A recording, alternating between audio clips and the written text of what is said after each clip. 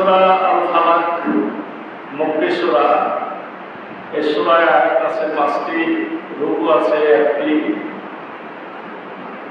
এই সূরা রব্বুল আলামিন আল্লাহর রাসূল হযরত মুহাম্মদ সাল্লাল্লাহু আলাইহি ওয়াসাল্লামের উপরে মক্কা শরীফে নাযিল করেছেন। যখন আল্লাহর রাসূল হযরত মুহাম্মদ সাল্লাল্লাহু আলাইহি ওয়াসাল্লাম এবং তার সাহাবায়ে কেরামের উপরে চরম জুলুম নির্যাতন আপতিত হয়েছিল এবং আল্লাহর রাসূল হযরত মুহাম্মদ সাল্লাল্লাহু আলাইহি ওয়াসাল্লামকে হত্যার পরিকল্পনা, বিভিন্ন ধরনের নিশিকালীন পরিকল্পনা, কিভাবে আল্লাহর রাসূল সাল্লাল্লাহু আলাইহি ওয়াসাল্লামকে ধ্বংস করা যায় পরিকল্পনা করছিল, তখন রবের কাছে আশ্রয় প্রার্থনা, যে কোনো বিপদে আপদে কিভাবে আশ্রয় প্রার্থনা করতে হবে, এই আশ্রয় প্রার্থনা শিক্ষা দেওয়ার উদ্দেশ্যে রব্বুল আলামিন সূরা ফালাক এবং সূরা নাস একই সঙ্গে নাযিল করেন। সূরা ফালাক এবং সূরা নাস আলাদা দুটি সূরা, তবে এই দুটি সূরার একত্রে নাম আছে মুআউযিজাতাইন, অর্থাৎ আল্লাহর কাছে আশ্রয় চাওয়া দুইটি সূরা। আপনি আমি বিপদে আপদে যে কোনো সমস্যায় পড়ি না কেন, আপনার উপরে জাদু করা হোক, আপনার উপরে কেউ আক্রমণ করুক, আপনি আক্রান্ত হন না কেন, আপনি অসুস্থতা ফিল করেন না কেন, যে কোনো ক্ষেত্রে সূরা ফালাক এবং সূরা নাস আল্লাহ রাব্বুল আলামিনের কাছে আশ্রয় প্রার্থনার জন্য উপযুক্ত সূরা। সম্মানিত মুসল্লিয়ানে কেরাম, সূরা ফিল হল 19 নম্বর সূরা নাজিলের ধারাবাহিকতায়। নাজিল কখন হয়েছে এই চিন্তা দিলে সূরা ফিল হল 19 নম্বর সূরা, আপনার সূরা ফালাক হল 20 নম্বর সূরা, আর সূরা নাস হল 21 নম্বর সূরা।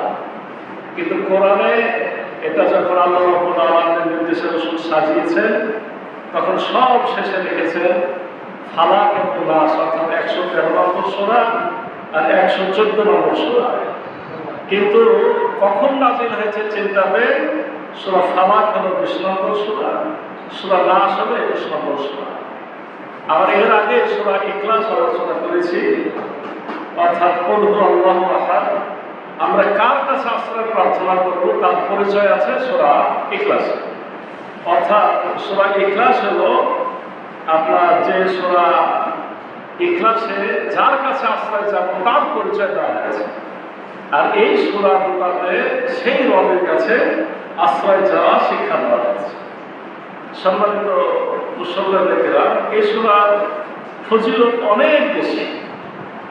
হযরত উকবা ইবনে আমির রাদিয়াল্লাহু আনহু বর্ণনা করছেন, আল্লাহর রাসূল হযরত মুহাম্মদ সাল্লাল্লাহু আলাইহি ওয়াসাল্লাম বলেছেন, যার মতো কিছু এর আগে নাযিল হয় নাই। সূরা ফালাক এবং নাসের ব্যাপারে আল্লাহ রাসূল বলেছেন যে এর আগে এরকম কোন সূরা এমন কিছু নাযিল হয় না, অর্থাৎ দুনিয়া সৃষ্টি থেকে আল্লাহ রাসূল সাল্লাল্লাহু আলাইহি ওয়াসাল্লাম পর্যন্ত সব থেকে অতি উত্তম মর্যাদাবান সূরা বলা হয়েছে সূরা ফালাক এবং সূরা নাস। হযরত জাবের রাদিয়াল্লাহু আনহু আল্লাহ রাসূল সাল্লাল্লাহু আলাইহি ওয়াসাল্লাম একদিন বললেন, পড়ো। জাবের রাদিয়াল্লাহু আনহু বলেছেন, ইয়া রাসূলুল্লাহ, আমার পিতামাতা আপনার বক্তব্য আমি কি পড়ব? আল্লাহ রাসূল আবার বললেন, পড়ো। সে আবার বলল, ইয়া রাসূলুল্লাহ, আপনার উপর আমার পিতামাতা কুরবান হোক, আমি কি পড়ব? আবার আল্লাহ রাসূল বললেন, হে জাবের, পড়ো। জাবের রাদিয়াল্লাহু আবার বলছেন, ইয়া রাসূলুল্লাহ সাল্লাল্লাহু আলাইহি ওয়াসাল্লাম, আমার পিতামাতা আপনার উপর কুরবান হোক, আমি কি পড়ব? তখন আল্লাহ রাসূল সাল্লাল্লাহু আলাইহি ওয়াসাল্লাম সূরা ফালাক এবং সূরা নাস পড়তে বললেন এবং বললেন, এগুলো পড়তে থাকো, এরকম কোনো জিনিস আর কখনো পড়তে পারবে না। মানে এরপরে যে কোরআনের আমার আয়াত নাযিল হবে, সূরা নাযিল হবে, কিন্তু এই দুটো সূরা এত উত্তম সূরা যে এরকম সমতুল্য আর কিছু নাযিল হবে না। তাহলে সূরা ফালাক এবং সূরা নাস আলহামদুলিল্লাহ আমাদের পরিচিত সূরা, মুখস্থ করা সূরা, কিন্তু অতীব মর্যাদাবান সূরা। এই সূরা আল্লাহ রাসূল হযরত মুহাম্মদ সাল্লাল্লাহু আলাইহি সাল্লাম এবং এর সাথে আরো দুটো সূরা অর্থাৎ ইখলাস, ফালাক এবং নাস, আল্লাহ রাসূল সাল্লাল্লাহু আলাইহি সাল্লামের সুন্নতে আমল হলো প্রত্যেক নামাজের পর একবার করে পড়া। ইখলাস, ফালাক এবং নাস একবার করে পড়া প্রত্যেক নামাজের পর, কিন্তু ফজর এবং মাগরিবের পরে 3 বার করে পড়া। ফজর এবং মাগরিবের পরে আল্লাহ রাসূল হযরত মুহাম্মদ সাল্লাল্লাহু আলাইহি সাল্লাম ফালাক এবং নাস 3 বার করে পড়তেন এবং বিছানায় ঘুমোতে যাওয়ার সময় আপনার ফালাক, ইখলাস, ফালাক, নাস একবার পড়ে হাতে ফু দিয়ে গোটা শরীরে হাত বোলাতেন। এবং আল্লাহ রাসূল সাল্লাল্লাহু আলাইহি ওয়াসাল্লাম যখনই অসুস্থতা বোধ করতেন তখনই নিজের শরীরে এই হাতগুলো বোলাইতেন। এমনকি আল্লাহ রাসূল হযরত মুহাম্মদ সাল্লাল্লাহু আলাইহি সাল্লাম যখন মৃত্যু রোগে, মানে যে রোগে তিনি মারা গেছেন, প্রচন্ড জ্বর, আল্লাহ রাসূল সাল্লাল্লাহু আলাইহি সাল্লামের শরীরে এত তাপমাত্রা, মনে হচ্ছে যে কোনো মানুষের শরীরে সর্বোচ্চ জ্বরে যে তাপ আসে তার থেকে দ্বিগুণ তাপ ছিল। তখন মা আয়েশা রাদিয়াল্লাহু আনহা সূরা ফালাক এবং সূরা নাস পড়লেন, পড়ে আল্লাহ রাসূলের হাতে ফু দিলেন। আল্লাহ রাসূলের হাতে ফু দিয়ে ওই হাতটাকে, যেহেতু রাসূল নিজে হাত বুলাইতেন, তার গায়ে বুলিয়ে দিচ্ছিলেন।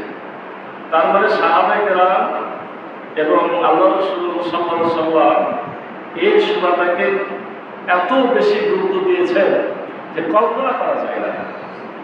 এই সূরা নাযিলের ব্যাপারে আপনার যে ঘটনাটা বেশি প্রচলিত, সে ঘটনাটা কিন্তু মদিনায়। আল্লাহ রাসূলের উপরে সূরাটি মক্কাতেই নাযিল হয়েছে, তবে মদিনাতে যে আল্লাহ রাসূল হযরত মুহাম্মদ সাল্লাল্লাহু আলাইহি ওয়াসাল্লামকে যখন জাদু করা হয়েছিল,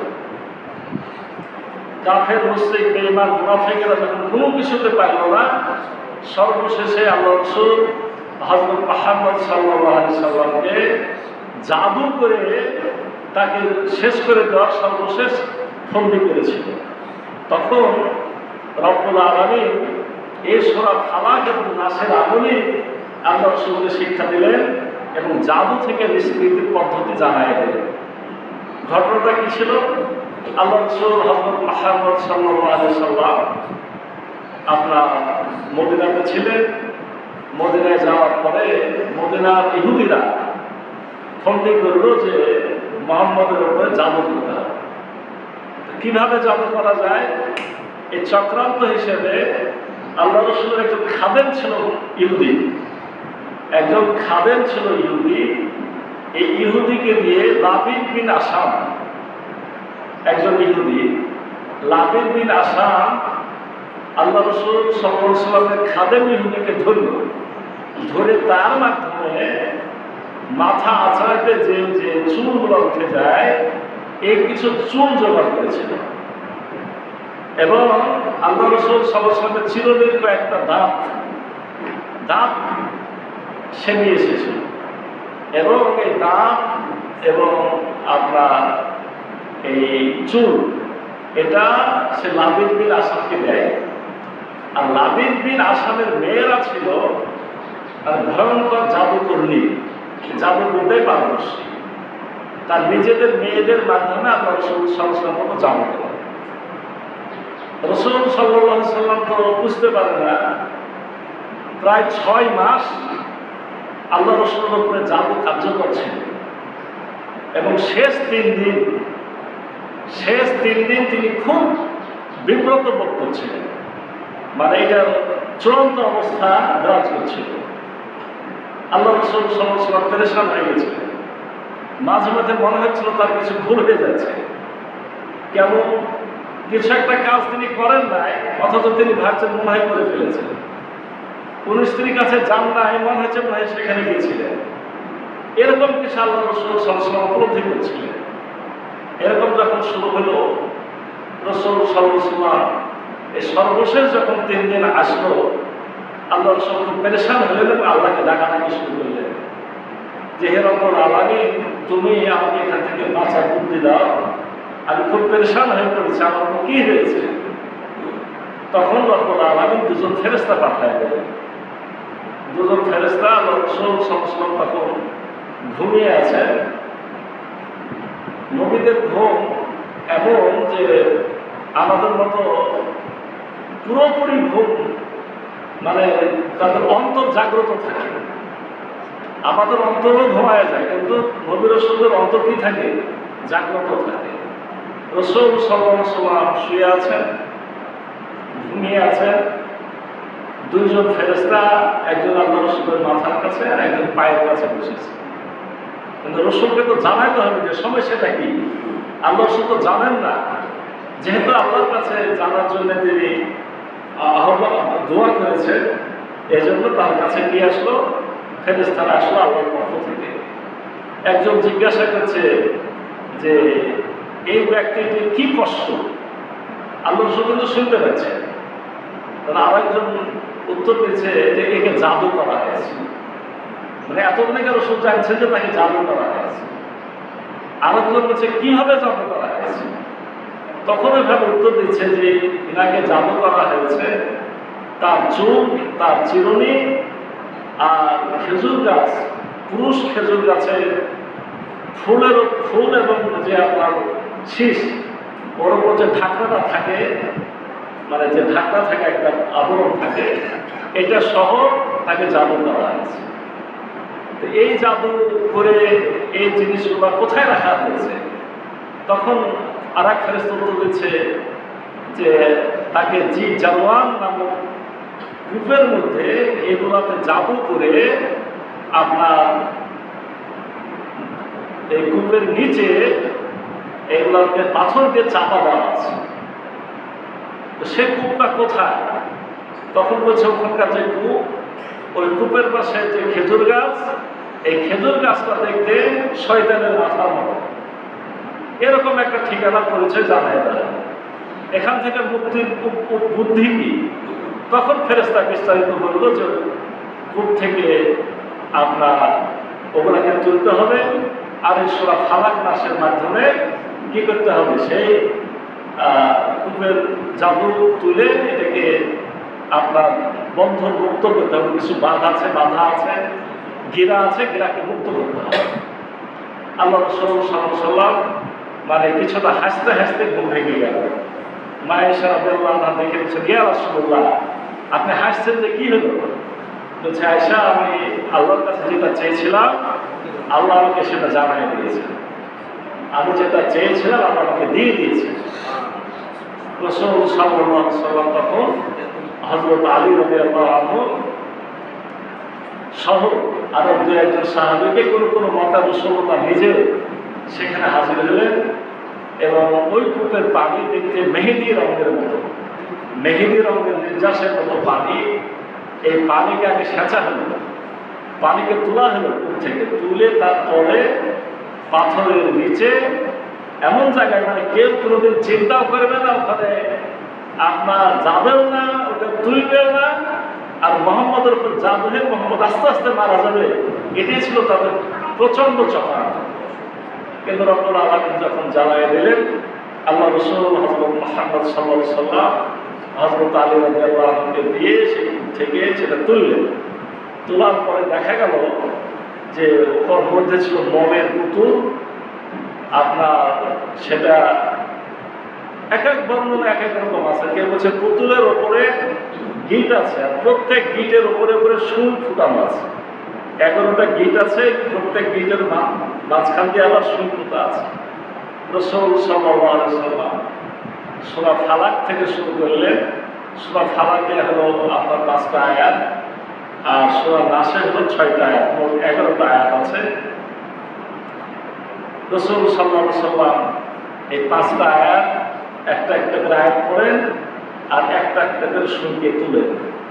ঠিক এইভাবে ফালাকের 5 আয়াত শেষে সূরা নাসের 6টি আয়াত আল্লাহ রাসূল সাল্লাল্লাহু আলাইহি ওয়াসাল্লাম একটা একটা করে পড়েন, আর একটা একটা করে সুইকে তুলেন। যখন 11টি সুই তোলা হয়ে গেল, আল্লাহ রাসূল হযরত মুহাম্মদ সাল্লাল্লাহু আলাইহি ওয়াসাল্লাম বলছেন, মনে হচ্ছে আমাকে দড়ি দিয়ে বাঁধা ছিল, আমাকে দড়ি দিয়ে বাঁধা ছিল, এখন মনে হচ্ছে যে আমার দড়িটাকে খুলে ফেলা হয়েছে। রাসূল সাল্লাল্লাহু আলাইহি ওয়াসাল্লাম নিজেকে এই সূরা ফালাক এবং সূরা নাস এই দুটো সূরার মাধ্যমে নিজের বন্ধন, জাদুর বন্ধনকে মুক্ত করেছিলেন স্বয়ং রব্বুল আলামিনের নির্দেশ করে। তাহলে বোঝা গেল সূরা ফালাক এবং সূরা নাস নিজেকে বাঁচিয়ে রাখার জন্য, আল্লাহর কাছে আশ্রয় চাওয়ার জন্য কত গুরুত্বপূর্ণ সূরা। এখন পর্যন্ত সত্যিকারের যে আমল, আপনার যে কোনো সমস্যার কারণে এই ফালাক এবং নাসি হাসি আমল, এজন্য রব্বুল আলামিন প্রদত্ত সূরাটা আমাদের জানতে হবে, বুঝতে হবে, এবং সেই বুঝার ভিত্তিতে আমাদের সঠিক সিদ্ধান্ত নিয়ে আল্লাহর প্রকৃত আশ্রয়ে আমাদের যেতে হবে। আসলে আমরা এই সূরা ফালাকের নামকরণ, সূরা ফালাকের নাজিল এবং ফজিলত পুরো আলোচনার পরে আমরা এই সূরা আয়াত ভিত্তিক মূল আলোচনাতে যাই। আমরা যখনই আশ্রয় চাওয়ার কথা বলি তখনই আমাদের কাছে অনেক বিষয় এসে হাজির হয়। যেমন আমরা যখনই কোনো বিপদে পড়ব তখন আমাদের প্রথম মাথাতে রাখতে হবে যে আমি এক মহাশক্তির বান্দা, আমার যে রব, আমি সেই মহান আল্লাহ, আমি তার আয়ত্তে আছি, অথবা আমার কোনো পরোয়া নাই। যিনি দায়িত্ব অর্পণ করেছেন ভালো কাজের জন্যে, সেই দায়িত্ব পালনের অবস্থাতে আমার যদি কোনো সমস্যা হয় তাহলে তিনি আমার সহায়ক। রাসূল সাল্লাল্লাহু আলাইহি ওয়াসাল্লাম জাদু কেন করেছেন? দিনের কাজের জন্য। ইকামতের দিনের কাজ তিনি করতেন, আল্লাহর দিন প্রতিষ্ঠার কাজ করতেন, দাওয়াতের কাজ করতেন, তাবলীগের কাজ করতেন, নবুয়তের কাজ করতেন। তিনি যেমন করতে না পারেন, তাকে সে মক্কা থেকে শুরু হয়েছে মদিনা পর্যন্ত আপনার তার বিরুদ্ধে অনেক কিছু করা হয়েছে, সরাসরি তাকে হত্যার পর্যন্ত চক্রান্ত করা হয়েছে।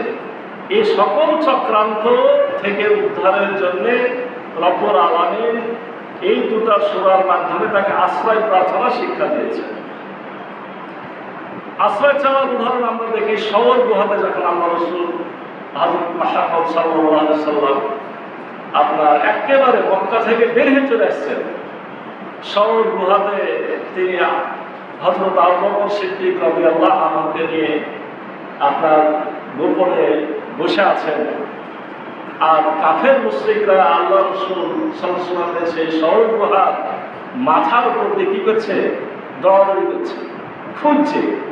একটু পায়ের দিকে তাকালেই কি হবে? আল্লাহ রাসূল সাল্লাল্লাহু আলাইহি ওয়াসাল্লামকে দেখে ফেলবে, তারা তাকে ধরে নিয়ে যাবে। আবু বকর সিদ্দিক রাদিয়াল্লাহু আনহু বিচলিত হয়ে গেছে। ইয়া রাসূলুল্লাহ, এই তো তারা দেখে ফেললো, এই তো তারা আমাকে ধরে ফেললো, একটু তাকালে তো আমরা ধরা পড়লো। রাসূল সাল্লাল্লাহু আলাইহি ওয়াসাল্লাম তখন কি বলেছিলেন? লা তাহজান ইন্নাল্লাহা মা'ানা, চিন্তা করো না আবু বকর, আল্লাহ আমাদের সাথে আছেন। ঠিক একইভাবে আমরা দেখতে পাই হযরত মুসা আলাইহিস সালামকে যখন ফেরাউনরা আপনার ফেরাউনের বাহিনী তাকে ধরার জন্য একেবারে নদীর কিনারাতে চলে আসছে, আর সাগরের কিনারাতে চলে এসেছে এবং আল্লাহ রাসূল মুসা আলাইহিস সালাম কোনো দিকে রাস্তা নাই যে চলে যাবে, ঘেরাও হয়ে গেছে, এখন সামনে সাগর। তখন হযরত মুসা আলাইহিস সালাম কি বলেছে? যখন মুসা আলাইহিস সালামের কাছে সকলে ছুটে আসছে, হে মুসা, এই ধরা পড়ে গেলাম, হে আমরা ধরা পড়ে গেলাম, এখন আমাদের কি হবে? তখন মুসা নবী একটাই কথা বলেছে যে আল্লাহ আমাদের সাথে আছে, তিনি আমাকে পথ দেখাবেন, তিনি আমাকে পথ দেখাবেন। তখন আল্লাহ রাব্বুল আলামিন সাহায্যের জন্য চলে এসেছে। হযরত ইব্রাহিম আলাইহিস সালামকে আমরা কি দেখেছি বলেন? হযরত ইব্রাহিম আলাইহিস সালামকে এখন আগুনে ফেলে দিবে, এখন আগুনে ফেলে দিবে। ফেরেশতারা এসে হাজির হয়েছে যে হে ইব্রাহিম, আপনি খালি অনুমতি দেন, আমরা কি করি? একটু পাখার বাতাস দিয়ে আগুনটা নিভাই দিই। ইব্রাহিম আলাইহিস সালাম বলেছেন, যে আল্লাহর জন্য আমি কাজ করছি, যে আল্লাহ আমাকে নবী করে পাঠিয়েছেন, সে আল্লাহকে আমাদের অবস্থাটা দেখছেন না? মানে যে আল্লাহ দিনের কাজের জন্য আমাকে আজকে আগ্রহ করাতে যাচ্ছি, সে আল্লাহকে নাই? আল্লাহকে দেখছে না? তার মানে আমার আল্লাহ আমার জন্য যথেষ্ট, আল্লাহ যেটা চান সেটাই হবে। তখন রব্বুল আলামিন বলেছেন, কুন ইয়া নারু কুনি বারদাও সালামান আলা ইব্রাহিম, হে আগুন তুমি আমার নবী ইব্রাহিমের জন্য কি হয়ে যাও? শান্তিদায়ক হয়ে যাও। তাহলে যখনই নবী রাসূলগণ বিপদে পড়েছেন, সমস্যায় পড়েছেন, তখন তারা কার আশ্রয় চেয়েছে? আল্লাহর আশ্রয় চেয়েছে। এই আশ্রয় চাওয়ার শিক্ষা এখন পর্যন্ত আমাদের কাছে একটাই, যে কোনো বিপদ আপদে চাইতে হবে আশ্রয় কার কাছে? আল্লাহর কাছে। সম্মানিত উপস্থিতি, রব্বুল আলামিন এই সূরার শুরুতে যেটা বলছেন, কুল আপনি বলে দিন, আউযু বিরাব্বিল ফালাক, আমি আশ্রয় চাই ফালাকের রবের কাছে। ফালাক মানে হলো আপনার সকাল, বেশিরভাগ মতে বলে অন্ধকার থেকে যেটা ফেটে বের হয় তাকেই বলা হয় ফালাক। সকালের রবের কাছে আমি আশ্রয় চাই। আমি সব আয়াতের অর্থটাকে বলে নিই, বুঝবেন যে গোটা আশ্রয় চার পদ্ধতিতে কি, মিন শাররি মা খালাক। আমি আশ্রয় চাই সৃষ্টির অনিষ্ট থেকে। যত রকম দুনিয়াতে সৃষ্টি আছে, সব সৃষ্টির মধ্যে দুটো দিক আছে, ভালো এবং মন্দ, পজিটিভ এবং নেগেটিভ। কারণ যে কোনো বিষয় চালু করার জন্য দুটাই লাগে। এই একটা আলো বাতি জ্বালাবেন, ভালোটাও লাগবে, পজিটিভও লাগবে, নেগেটিভও লাগবে। ভালো থাকলেই আপনার মন্দ বোঝা যায়, আর মন্দ থাকলে ভালো মূল্য বোঝা যায়। জানত সৃষ্টির অনিষ্ট থেকে, আর ওই অন্ধকারের অনিষ্ট থেকে যে অন্ধকার আচ্ছন্ন করে ফেলে,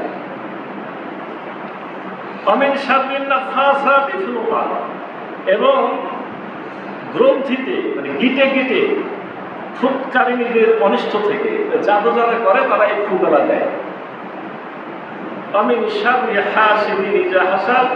এবং হিংসাকারীর অনিষ্ট থেকে যখন সে হিংসা করে। এই সূরাটা আছে এই কয়েকটা, আর আমরা যখন পরে যে সূরাটা আসবে, দুটো সূরা মিলে আশ্রয় চাইতে হয়। তখন কি আউযু বিরাব্বিন নাস, হে রাসূল আপনি আশ্রয় চান মানুষের রবের নিকটে, ইলাহিন নাস মানুষের ইলাহের নিকটে, মিন শাররিল ওয়াসওয়াসিল খান্নাস। আর কার কাছে আশ্রয় চান? খান্নাসের অনিষ্ট থেকে। খান্নাস এর আলাদা অর্থ আছে, যেমন আপনার খান্নাস হলো যে বারবার ফেরত আসে, যে গোপনে থাকে। এই আত্মগোপনকারী অসওয়াসা মানে কুমন্ত্রণা থেকে আমি আল্লাহর কাছে আশ্রয় চাই। আল্লাযী ওয়াসবিসু ফি সুদুরিন নাস, সে কুমন্ত্রণা দেয় কোথায়? অন্তরের মধ্যে। আপনাকে কিন্তু যে শয়তান, যেটা শয়তান, এই শয়তান কিন্তু আপনাকে জোর করে কোনো অন্যায় করাতে পারে না। কোথায় অন্যায় করায়? আপনার মনের মধ্যে অসহসা সৃষ্টি করে অন্যায় করায়। মিনাল জিন্নাতি ওয়ান নাস, জিন এবং মানুষের মধ্য থেকে এই আপনার কুমন্ত্রণা ব্যাপারা আছে। তাহলে আশ্রয় চাইলাম কোথায় কোথায়? আশ্রয় চাইলাম মূল হলো ঘুরিয়ে আপনার ইলাহের নিকট, রবের নিকট, মালিকের নিকট। ইলাহের নিকট, রবের নিকট, মালিকের নিকট, তিনটে কি? স্বয়ং রব্বুল আলামিন। তাহলে আমরা আশ্রয় চাবো মূলত আল্লাহর কাছে। কিন্তু রব্বুল আলামিন আয়াতটা শুরু করলেন কিভাবে? যে আপনি বলুন যে আমি সকালের প্রভাতের রবের কাছে আশ্রয় চাই। এ কথাটা কেন আসবে? মানে যে কোনো বিপদকে অন্ধকারের সাথে তুলনা করা হয়। যে কোনো বিপদকে কিসের সাথে তুলনা করা হয়? অন্ধকারের সাথে। অন্ধকারের মধ্যে যত অন্যায় সংঘটিত হয়, অন্ধকার মানুষের কাছে একটা ভীতিকর অবস্থা তৈরি করে। এই অন্ধকার পরে আছে, অন্ধকার ছেয়ে যাওয়ার কথা, কিন্তু এই অন্ধকারের পরে কি আসে? এই অন্ধকারের পরে আলো আসে। তার মানে যত গভীর অন্ধকার হয়, তত সকালের সূর্য ওঠার সম্ভাবনা কাছে আসে, নিকটে আসে। এই শেষ থেকেই মূলত রব্বুল আলামিন আল্লাহ রাসূল শিক্ষা দিলেন যে আপনি আশ্রয় চান সেই রবের কাছে যিনি নিশি ভোরের রব, সকালের রব, যিনি অন্ধকারের পরে আলো নিয়ে আসে, বিপদের পরে কি আপনার বিপদ মুক্তির ব্যবস্থা যিনি নিয়ে আসেন, বিপদ থেকে উদ্ধারকারী যিনি, বিপদের পরে আপনার শুভ সংবাদ যিনি নিয়ে আসেন, সেই রবের আমি আশ্রয় চাই। তার মানে যখন আমরা রসুলতা পড়বো, এমনি পড়লে তো বড় হয়ে গেল। এই যে এতগুলো বিষয় যদি আমার আপনার শিক্ষার মধ্যে থাকে, তাহলে এর ভাবার্থ বুঝে, তাৎপর্য বুঝে আমি কার কাছে আশ্রয় চাচ্ছি, কেন আশ্রয় চাচ্ছি, সকল কিছু চলে আসে। অন্ধকারের মালিকও আল্লাহ, আপনার সকালের মালিকও আল্লাহ, দুপুরের মালিকও আল্লাহ। কিন্তু এইগুলো সৃষ্টির মধ্যে রহস্য আছে। রব্বুল আলামিন দ্বিতীয় আয়াতে বলছেন মিন শাররি মা খালাক, তিনি যা সৃষ্টি করেছেন তার অনিষ্ট থেকে, তিনি যা সৃষ্টি করেছেন তার অনিষ্ট থেকে। আমরা একটু আগে বলছিলাম যে ভালো এবং মন্দ দুটাই আল্লাহর সৃষ্টি, জান্নাতের পথ জাহান্নামের পথ দুটাই আল্লাহর সৃষ্টি। আপনি বলবেন যে তাহলে তো আল্লাহ হাতে ধরে আমাকে জাহান্নামের পথটা বাতলায় দিলেন, জান্নাতের পথটা বাতলায় দিলেন। হ্যাঁ, আল্লাহ বাতলিয়ে দিয়েছেন, আল্লাহ হাতে ধরে বাতলিয়ে দিয়েছেন। আপনার দুই পথে চলার জন্য আবার হেদায়েতও দিয়েছেন। আপনি আল্লাহর কোরআন শুনে আমল করে যদি চলেন, তাহলে জান্নাতের পথে রাস্তা পাবেন। আর আপনি যদি দুনিয়ার যে কোনো শয়তান, যে কোনো আল্লাহর আইনের বাইরে যারা বুজুর্গ আছে, মুরব্বী আছে, তাদের কথা শুনে চলেন, আপনি জাহান্নামে যাবেন। তা আপনাকে আমাকে তো দুনিয়াতে পাঠানো হয়েছে পরীক্ষার জন্য। আপনাকে আমাকে দুটা পথ বাতলিয়ে দিয়ে আমাকে পাঠানো তো হয়েছে, আপনাকে পরীক্ষা করা হচ্ছে যে আপনি কোন পথে চলেন। আপনি যদি সঠিক পথে চলেন জান্নাতে যাবেন, আর আপনি যদি খারাপ পথে চলেন তাহলে আপনি শয়তানের পথে চললে আপনি জাহান্নামে যাবেন।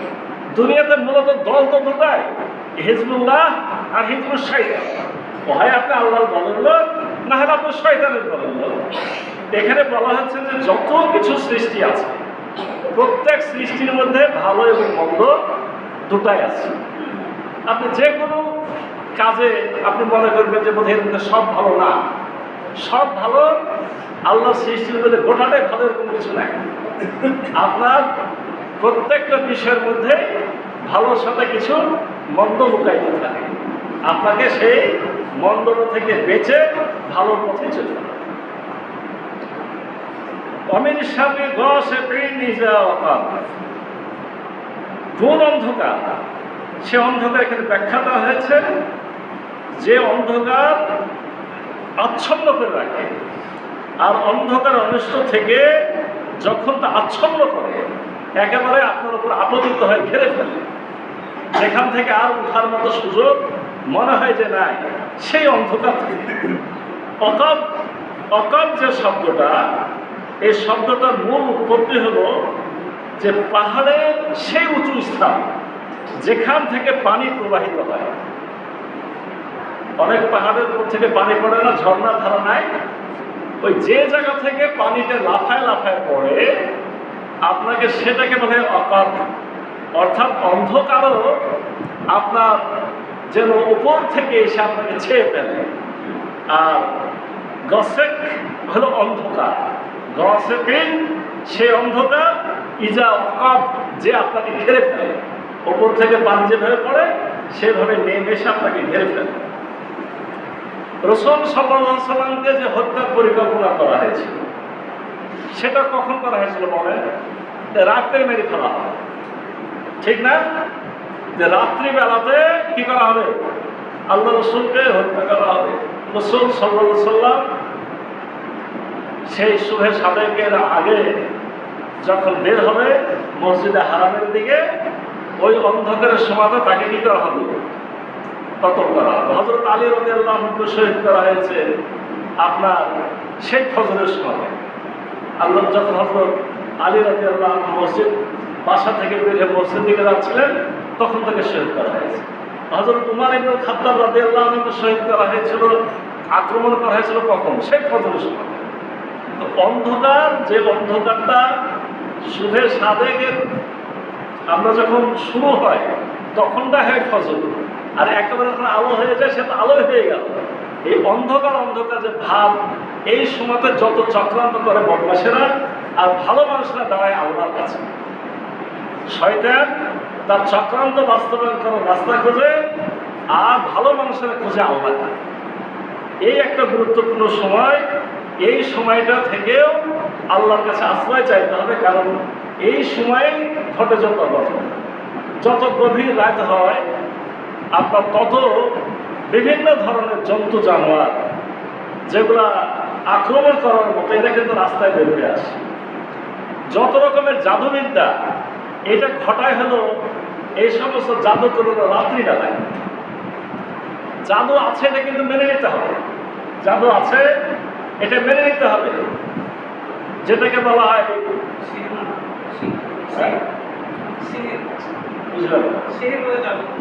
শেহের।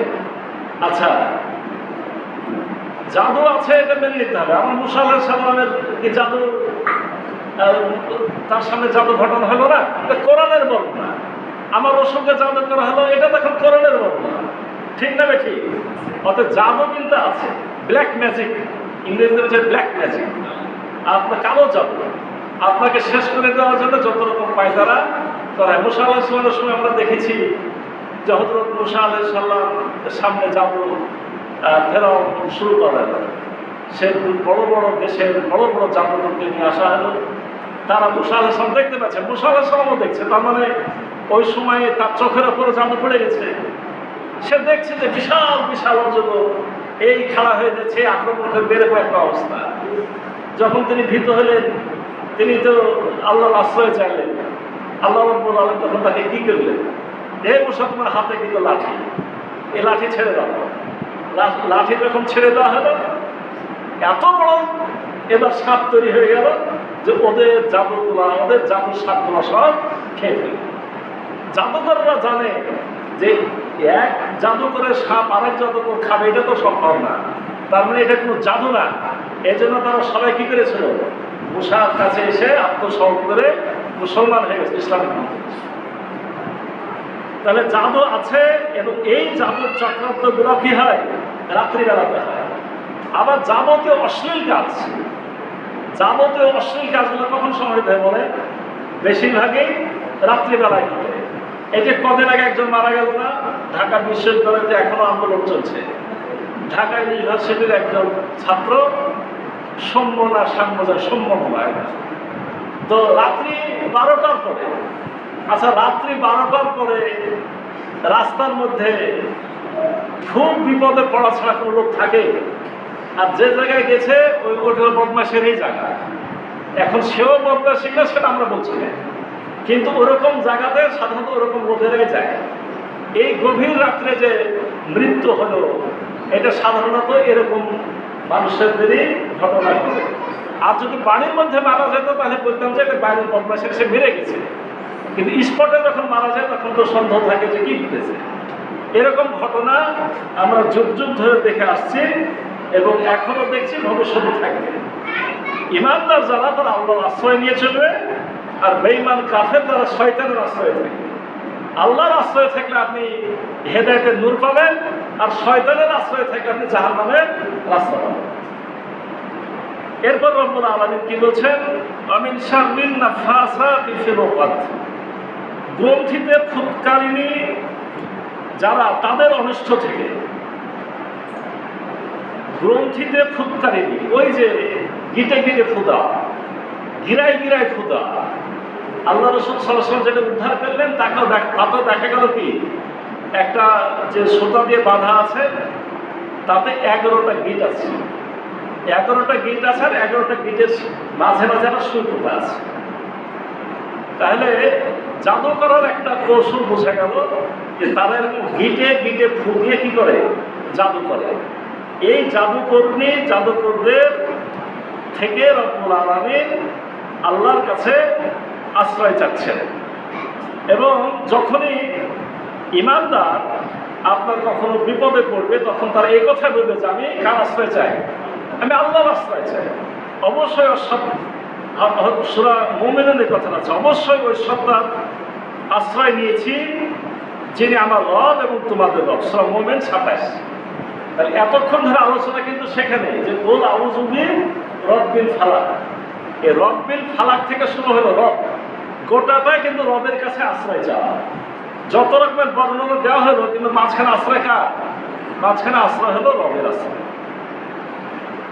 এরপরে রব্বুল আলামিন সর্বশেষ 5 নম্বর আয়াতে যেটা বলছেন, রবিন শাররি হাসিদিন ইজা হাসাদ, আপনার আমি আশ্রয় চাই হিংসুকের হিংসা থেকে, হিংসাকারীর অনিষ্ট থেকে যখন সে হিংসা করে। হিংসাকারীর অনিষ্ট থেকে যখন সে হিংসা করে, তার মানে হিংসাকারীও তো একটা মানুষ, ঠিক না বেঠিক? কিন্তু সমস্যা কখন? যখন সে হিংসা করে। তাহলে হিংসা যখন করে তখন আমাকে আশ্রয় চাইতে হবে, কারণ হিংসাটা দেখা যায় না। জাদুও যেমন দেখা যায় না, হিংসাটা কি দেখা যায়? হিংসাটা দেখা যায় না। হিংসা প্রকাশ করে দেখা যায়, কিন্তু যতক্ষণ হিংসা করে সে গোপনে গোপনে হিংসা করে। তো ওর বাড়ি ঘর হয়ে গেল, ওটা ধ্বংস হলো। ওর ছেলে লেখাপড়া শিখে দিল, ধ্বংস হলো। ওর ভালো জায়গাতে বিয়ে হলো, আল্লাহ তার ধ্বংস হলো। মানে একটা গল্প আছে যে একজন আপনার জিন এসেছে বা একজন ফেরেশতা এসেছে, ফেরেশতার কাছে কি চাই? তো তুমি যা চাওয়া তাই দিব, তুমি যা চাও তাই দিব, তবে একটা শর্ত আছে, তোমাকে যা দিব তোমার প্রতিবেশীকে তার ডবল দিব। মানে তোমাকে যদি একতলা বাড়ি বানায় দিই, তোমার পাশের বাড়িওয়ালার বাড়িতে 2 তলা কিনতে হবে। তোমার বাড়িটা যদি 5 তলা চাও, তার পাশের বাড়ি হয়ে যাবে কয় তলা? 10 তলা। তখন ভাবছে যে আমি যদি আমার পাশের বাড়ির লোক এত ধনী হয়ে যায়, আমার লাভ কি? আমার তো পতন হলো, তার কাছে আমি নিচু হইলাম। তখন বলছে ভালো করেছো, তুমি আমার 1 চোখ কানা করে। কি বুঝলেন? 1 চোখ কানা হলে 2 চোখ কানা হবে। মানে মানুষের হিংসাটা কেমন, এই জন্য সমস্ত গল্পগুলা তৈরি করা হয়েছে। কিন্তু হিংসা করা বৈধ নয়। হিংসা কি করে বলে? আপনার নেক আমলকে খেয়ে ফেলে। হিংসা নেক আমলকে খেয়ে ফেলে। আল্লাহ রাসূল হযরত মুহাম্মদ সাল্লাল্লাহু আলাইহি ওয়াসাল্লাম বলছেন যে হিংসা মানুষের নেক আমলকে খেয়ে ফেলে, যেমন আগুন কাঠকে খেয়ে ফেলে।